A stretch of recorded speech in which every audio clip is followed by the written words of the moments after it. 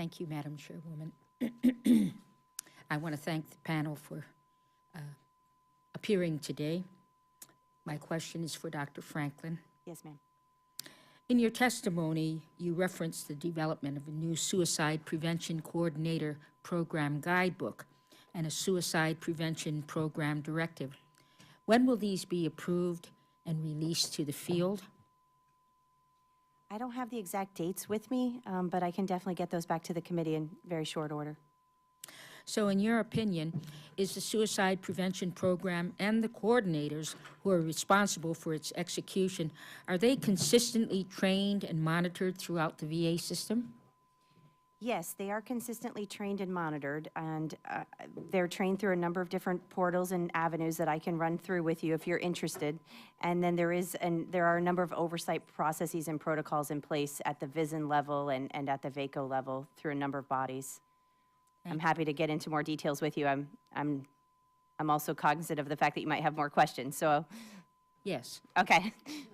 So, Dr. Franklin, I think a study such as the one outlined in H.R. 2372 could be useful in helping to define the prior scope of VA cooperation with nonprofit and community entities in its suicide prevention work.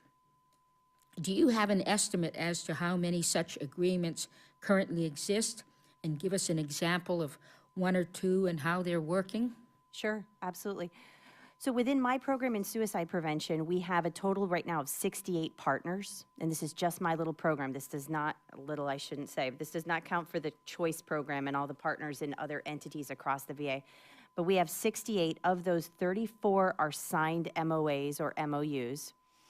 And others are just informal, and they agree to partner with us, and we do good work together, but we've not solidified it on pen and paper. And I will give you an example of one with Walgreens.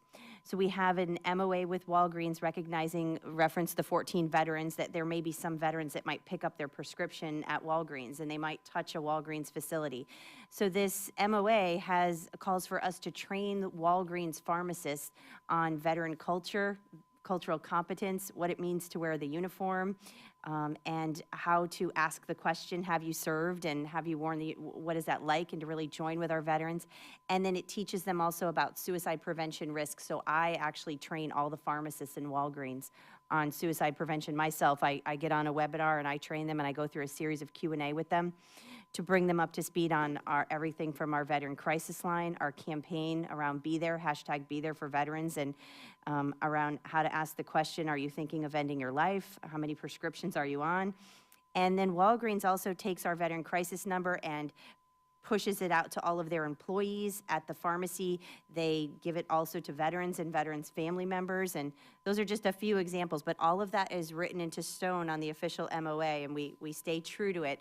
It's not a legally binding document, but it does go through legal review, and we track the metrics according to it. So for example, how many pharmacists have we trained? How much engagement have we had with Walgreens?